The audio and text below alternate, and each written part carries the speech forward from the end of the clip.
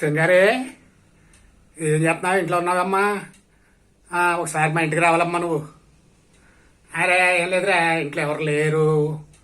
Omelette వేసాను, మాడిపోయింది, నల్లగా అయిపోయింది. మాకు అలవాటు లేదు కదా, అందుకని నువ్వు ఒకసారి వచ్చి ఆమ్లెట్ వేస్తామని. రామ్మా, నువ్వు పక్కనే కదా ఉంటున్నావు.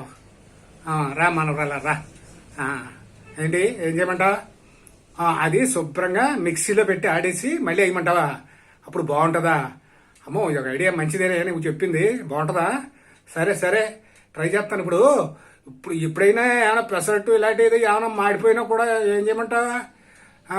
ఇదే రకంగా మాడిపోయినంతా మిక్సీలో వేసేసి మిక్సీ మెత్తగా పెట్టేసి మళ్ళీ ఇంకొకటి వేసేసుకోమంటావా? పెసరట్టు అలాగే ఆమ్లెట్ మాడిపోతే ఆమ్లెట్, ఏది మాడిపోతే అది మళ్ళీ దాంతోనే వేసేయమంటావా?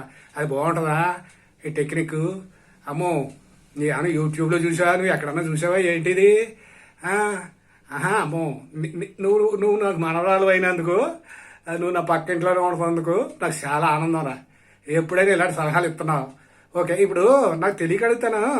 ఆ రకంగా మాడిపోయింది మళ్ళీ అట్టేసేసామనుకో, పిండి రుబ్బిసి మిక్సీలోని, ఒకవేళ ఏమన్నా తేడా వస్తే, అంటే ఏమన్నా మోషన్ లాంటివి ఇలాంటివి ఏమన్నా తలపోట్లు లాంటివి ఏమైనా వస్తే అప్పుడు మరి ఎలాగా?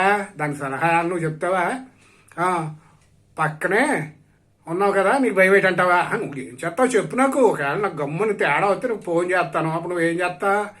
వెంటనే వచ్చి హాస్పిటల్కి తీసుకెళ్తావా? అంటే నువ్వు చెప్పి నిర్వాహం ఇదే అంటే మాడిపోయింది మిక్సీ పట్టేసి మళ్ళీ అట్టేసేసి మళ్ళీ తినేస్తే దానికి సొల్యూషన్, నువ్వు మళ్ళీ తేడా వస్తే నాకు హాస్పిటల్ తీసుకెళ్తావు, అంతేనమ్మా?